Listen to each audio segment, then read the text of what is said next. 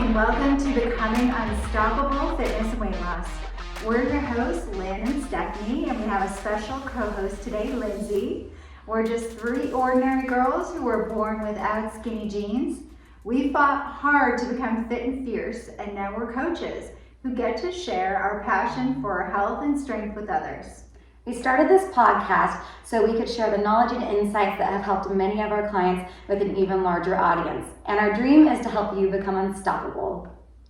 All right, today is episode 14. We're going to be talking about why lifting heavy might be one of the missing pieces of your weight loss puzzle. But before we start, we're going to talk to Steph a little bit about her weekend. We want to hear all about it. Steph went to Fort Worth for a bachelorette party. It was very fun. So I actually haven't been out in Fort Worth before, so I was very excited. And my friend Kyla is getting married, and I'm so excited for her. It's an awesome guy. And we got to celebrate her this weekend. And like I said, I haven't been out in Fort Worth, so I haven't even gone to the stockyards or any of the go-to Fort Worth places. And our first night, we all stayed in a house and decorated our cowboy hats because it's Fort Worth. We got to do the Western, and make them unique and individual. It was so fun.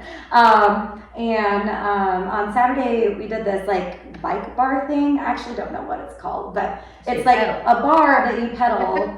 But it's a party on pedals at a bar. So it goes down the street. It's a little vehicle. There's a driver, and then everyone is at the bar around it and pedaling the pedal. Yeah. So it's kind of like a workout whilst partying.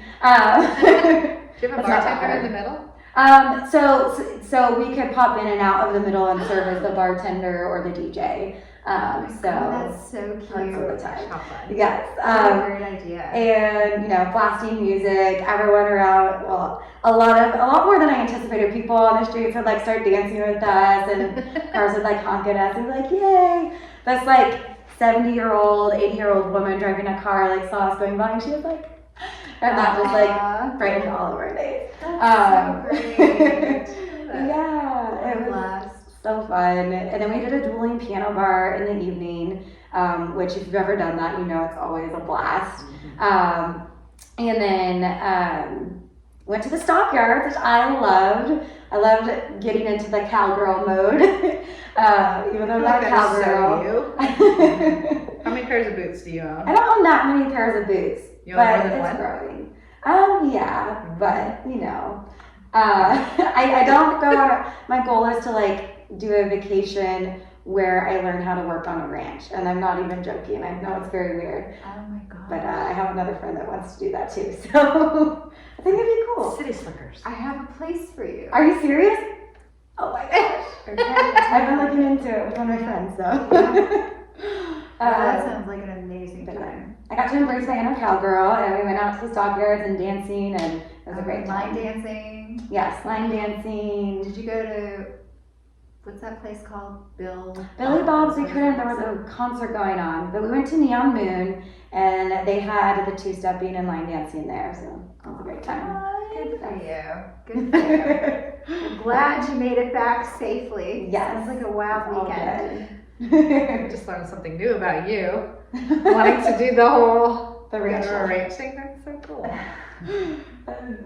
Okay, so let's talk heavy lifting, girls. We are all fans, all three of us, of lifting heavy. We talked a little bit about, before we started recording, about our experiences, etc., and we're going to share those with you. But let's start out just by telling the folks at home a little bit about what we know as far as metabolic efficiency, what lifting heavy does for that. So from your perspective, what can you tell us about that? So that's going to make your body more efficient around the clock. So as you increase your muscle mass, your metabolism is higher. So there's something called your basal metabolic rate. That's how many calories your body will burn throughout the day, not including any exercise, physical activity, just by existing essentially. And your basal metabolic rate goes up when you build more muscle. And as Lynn was talking about earlier, muscle burns more than fat. and what was it, six calories for muscle versus 3 calories for fat. So double what muscle burns double what fat does. So your body is a more efficient engine at burning the calories you consume and fat, just by having more muscle mass. So as you lift, you're not only like burning calories from physical output, but as your body repairs those muscles and you continue to burn there, each day you have more muscle, you burn more even just at rest, which is a huge win. Wow. Yeah. Crazy. Lindsay, you lift really heavy in the gym, right? Try to. Yeah. And try. What have you noticed that has done for your like metabolism? Are you able to eat more calories now than you used to? Yes, it's actually kind of nice. You know, when you first start lifting and you do an in-body and you look at what your BMR is.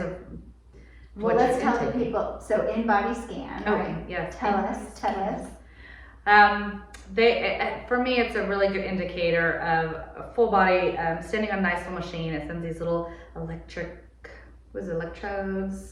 throughout to kind of measure your water weight, your fat, and your muscles to kind of just give you an indicator of where you are at. So, and it also helps with determining your BMR.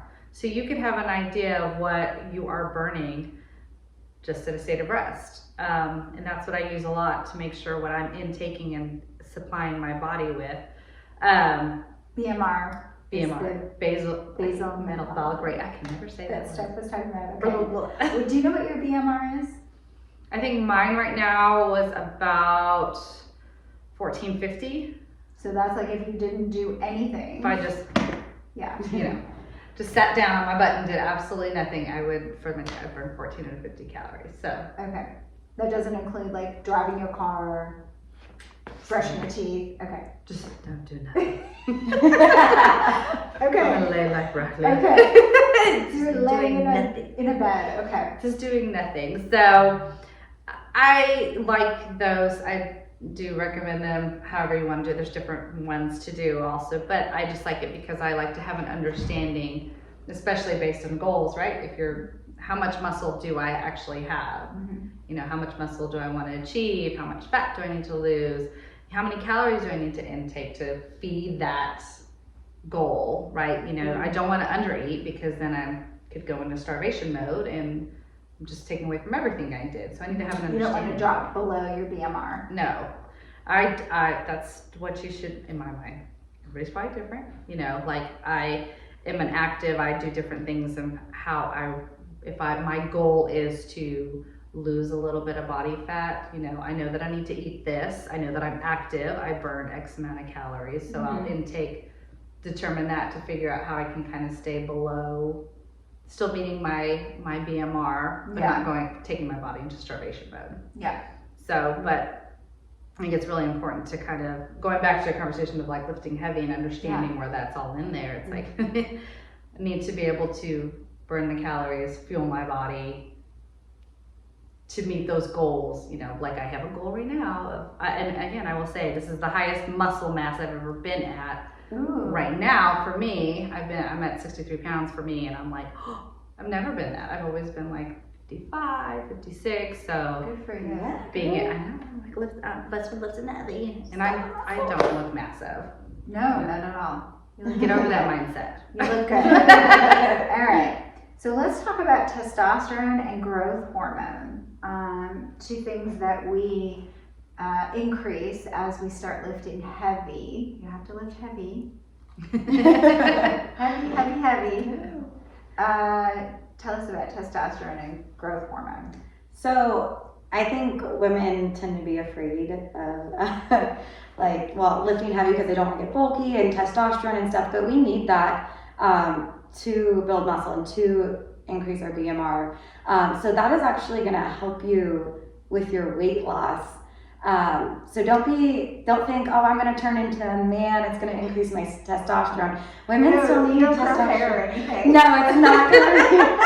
I think, well, because I know some women are like afraid, like hearing that. Like, testosterone makes you sexy. You definitely want testosterone. you need Yes. testosterone, yes. Yes. Not the same level as a man, but yeah, it makes us lean and sexy and strong, which makes us sexy. Yes, confident. That's one of the biggest things I see from people starting to lift heavier. Their confidence just shoots up. Yes.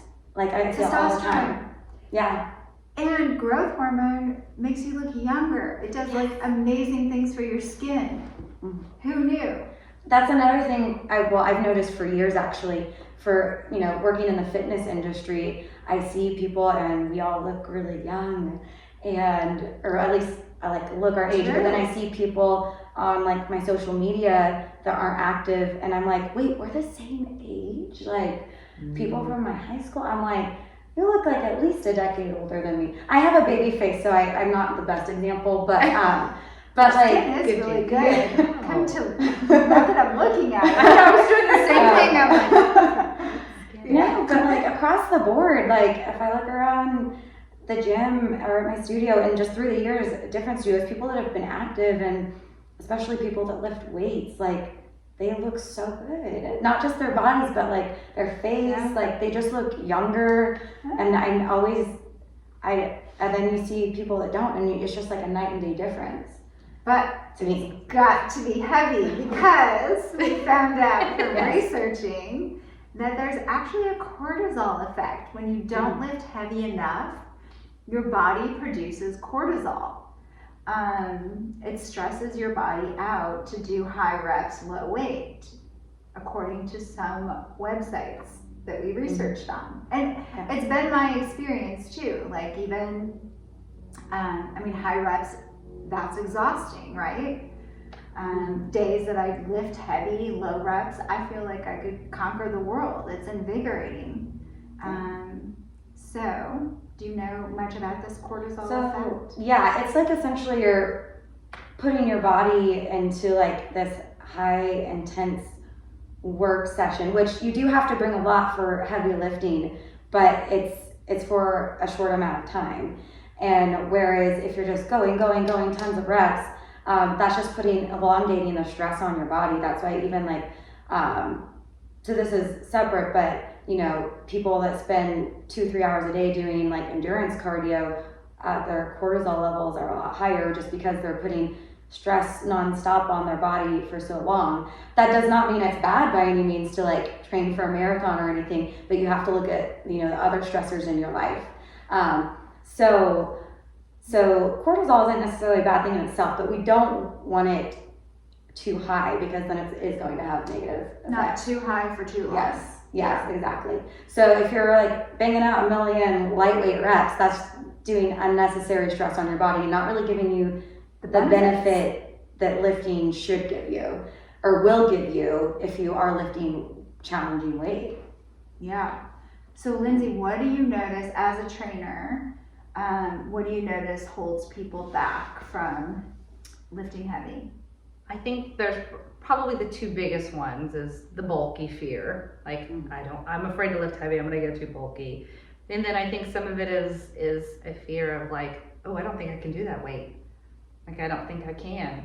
Like they're afraid of failing? Like what would I don't think I can hold that weight, or I don't think I can, and I look at them and I'm like, you've been doing the same weight, you're just rocking through those. Yeah. Well, just test the waters. Just test the waters. I do this to people all the time in my studio. The ones I know I'm watching, I'm like, I have a lovely woman. She works her butt off, but she stays with the same weight. So now I've been challenging her. Yeah. Like I will make her drop the weight and I will give her a little bit heavier weights. And she's just like, I don't think I can do it. I'm like, try. Worst case scenario, we go back to these. It's, it's fine. I'm like, you can try. And then she's just it's a little bit more, you can tell it's a little bit more intense for her, but she's able to do it with good form. And I'm like, what are you talking about? You got this. Yeah. And then I think that helps boost her confidence. She's like, oh, okay, I can do this. Like, oh, great. So it's like a twofold thing. And the preconceived notions about I'm going to get super bulky is just really crazy. Well, I used to drink that Kool-Aid for years. I told the trainers, like, no, I don't want to get big. And my husband, like, and I was a cardio queen. I thought I knew the formula for sure, and I struggled. And then I started, I don't know what really pushed me. Like, I mean, I drastically increased my weights, and now I sometimes I overestimate. You know, I'll grab the 35s, and then I'm like, oh yeah, I way overshot that. Not way overshot, but you know, then. But that's okay, not a big deal. Like you said, you just go lower. Just drop one max. I do too, depending on the exercise, right? Yeah. Sometimes it's a little thing of like, oh, I know I can do X amount of weight. You get into the exercise, maybe your muscles are a little bit more fatigued than you thought. Yeah. It's like, okay, I did one, oh, this isn't for me. Switch it out. It's not the end of the world. Yeah, I love Nobody's your judging attitude. you. I love your attitude. That's great. That's great. Switch it out. It's not the end of the world. It's not good. Go big or go home. Yeah. Okay. So how has your body changed since you started lifting heavy personally? Like what changes have you noticed? So for me, it was, how many years was it? Maybe like 6-7 years ago. I used to do so much cardio. I used to be an indoor cycling instructor, and I loved it. It was so much fun. And I would do hours of it and still not look that good. I wanted to ask you also mentally, so physically and mentally. Both. Okay, both. Okay, so physically though, first, So yeah. you didn't look good. You were fluffy, a little like not Yeah, it was chiseled. just like more. It wasn't that I was like enormous or anything, but it was more body fat on my body than muscle. So even though like my weight wasn't like that much more. Honestly, once I started lifting weights, my weight didn't change much at all, but my body did, because muscle weighs more than fat. That's why if you are starting to lift heavy, don't be obsessed with the number on the scale. Like, so if you're trying to lose weight, the scale can be very helpful. But if you're implementing weightlifting that you have not done before, I would say don't stress over that, because my body changed, but my weight did not fluctuate much.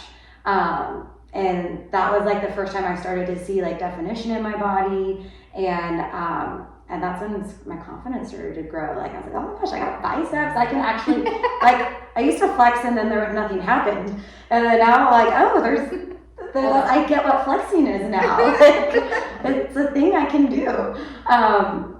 But so that was really cool to see. And then mentally, well, I guess I kind of went into the confidence thing was huge. It just gave me more confidence all around, going into my workout, but just in life. I felt stronger physically, and it made me feel stronger just in general.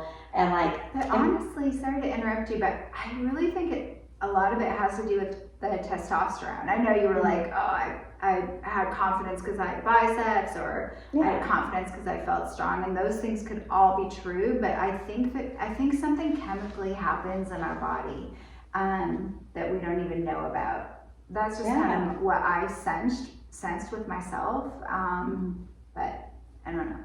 Well, it definitely helped my confidence, for sure, and like I felt like a badass. Yeah. So sweet badass. She's so sweet. It's hard to think of you as a badass, but yeah, we can be both, right? Yeah, I think you're badass. This is just an act. My goal is to be a badass, but I'm trying. It's like you are. Trust me. If anybody knows, we compete in the studio with our point system that we have. Yes. I always try to hit Stephanie's goals, and if I work out first, she tries to beat mine. Like, it's just back and forth. Competition. We just always have the competitive, yes, which is good. Yeah, well, it's helped me. So more confidence. I'm guessing like your waist is tinier. Yeah, no, I would definitely see changes in my body where my waist would get smaller, my booty would get more sculpted. Your legs are very sculpted. I noticed the other day in your shorts, I was like, wow, where did she get those sculpted legs? The heavy weights. And they're not bulky at all. They're just completely sculpted. So that's cool. I love to lift heavy on deadlifts. So I know. That's the one thing I'm like, I can do this. But I will say, we were talking about it before the episode as well. Proper form is a must. And like Lindsay was saying, you can't just, even us trainers who have been, we know how to lift weights, but we always need like eyes on tweaking our form a little bit. So if you are in a group setting to do your exercise, make sure that you are getting proper instruction and proper coaching. Yeah. I've said it before, even trainers need trainers. We need training too. So Yeah. we get tired, right? Or Yeah. we're trying to lift super heavy and still need to make sure we have form, and so we don't injure ourselves. And Yeah. Can you kind of feel it when you're not using good form? oh yes, Yes. What are some signs that you're not using good form? low back. Well, yeah, your low back, basically anything in a bent over position, your low back's going to feel it first.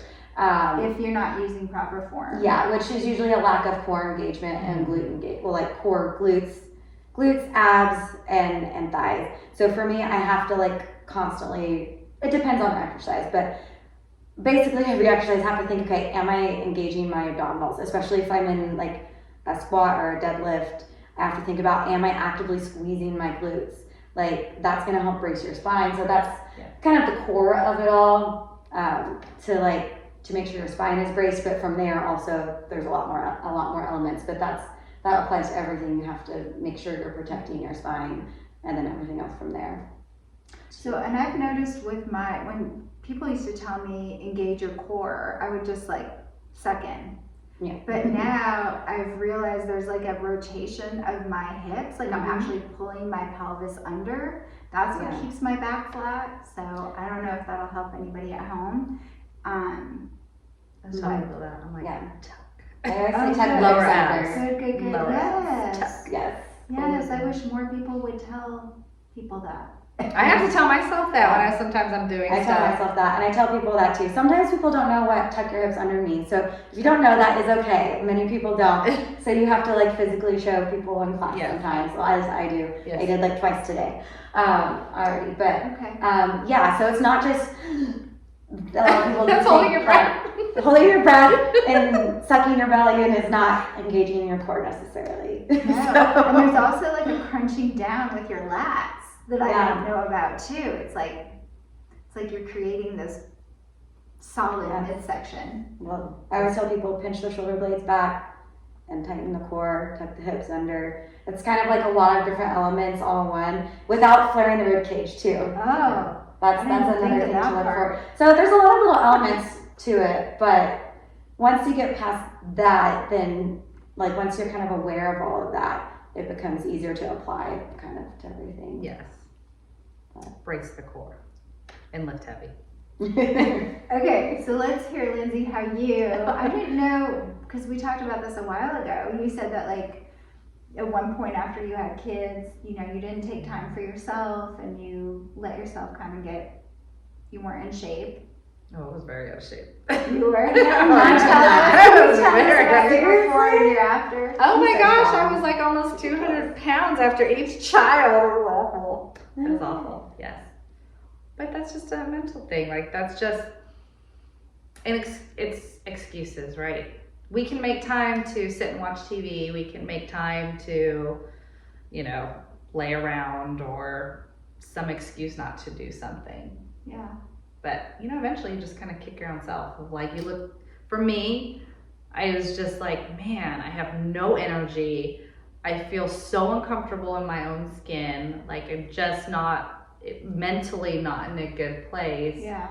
And so I will be thankful to the friends that I have for saying, hey, let's go work out. Let's go do this. And it made it enjoyable and it made me have accountability to be able to, well, if I'm not going to show up, they're going to get on me about it, and so I think it was just, and then you get into the food aspect of it. And once you have like a complete picture of like, here are the things to do to kind of help. Yeah. It just kind of just starts to fall into place. And again, it's not an overnight. Probably for me, it probably took me well over a year to be in a really good place. Yeah.